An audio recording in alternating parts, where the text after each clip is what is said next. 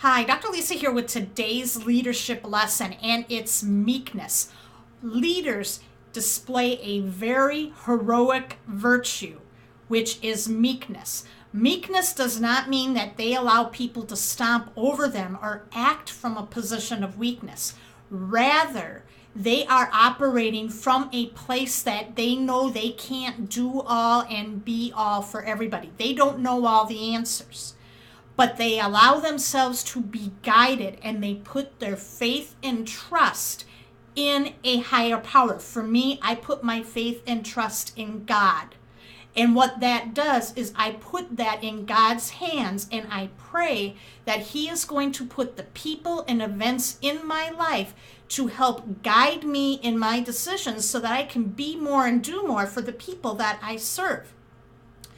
Meekness is in the Bible in abundance. And I'm going to share with you two powerful stories of where you can find them. The first one you really know, and it's well known, and it's in the Gospel of St. Matthew.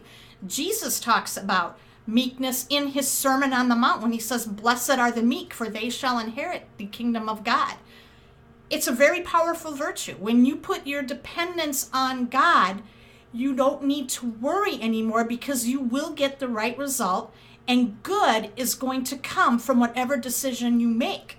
You may not see it down the road right immediately, but it will make itself manifest when the time is right. The second example is in the Old Testament, and it's the story of Moses. For most of you know from watching the Ten Commandments on movies with Charlton Heston, and Moses was an incredibly meek leader. Now imagine a man like him leading an entire nation, wandering in the wilderness for 40 years. And the people are complaining that they haven't seen the promised land. They're complaining about how they're not getting enough to eat, and they're eating the same old manna, and they're not having enough water, and they're constantly complaining, and they're going to Moses. And what's the first thing that Moses always does when the people complain is that he goes up to the mountain and he prays to God, because he doesn't know all the answers, and he asks for God's help. That is a sign of meekness. Do you display meekness right now? If you don't, this is a great time to sit back and pray. Or sit back and say, you know what? I don't know all the answers. I give my permission not to know all the answers. And then start being guided.